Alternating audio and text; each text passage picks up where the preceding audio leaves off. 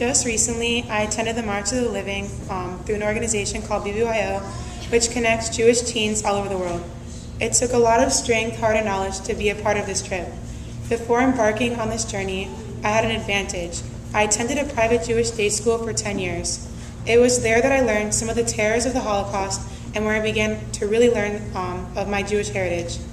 Unlike the other teens that attended the march, I knew the background of every death camp we attended and had some basic knowledge of what happened there. On the bus I was riding in Poland, I was called upon by my bus leaders to give a short description of each camp. I was able to add some details that I had learned in school. This was clearly a leadership role as I was spreading my knowledge and understanding to those who needed it. This trip became more emotional as we went along. I saw so many of my friends and peers clearly upset or crying. I was able to offer a shoulder to lean on or cry on to those who needed one. Even if I couldn't make them happy, at least I was there to comfort them. There are many qualities that go into being a leader. Being able to help people without getting anything in return is one of them. Just being there for others really helped me to connect to the people around me. I will never experience or relive the march anywhere else. The Holocaust was the most evil crime ever committed. 6 million Jews. Yes, 6 million Jews died.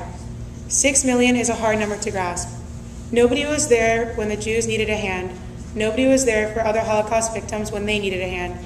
And nobody was there for those who didn't offer to help the Jews and the other victims because no one was left to help them. The Holocaust teaches us to never turn your back on someone because eventually you're going to be the one in need of help. And who will be there for you? Nobody.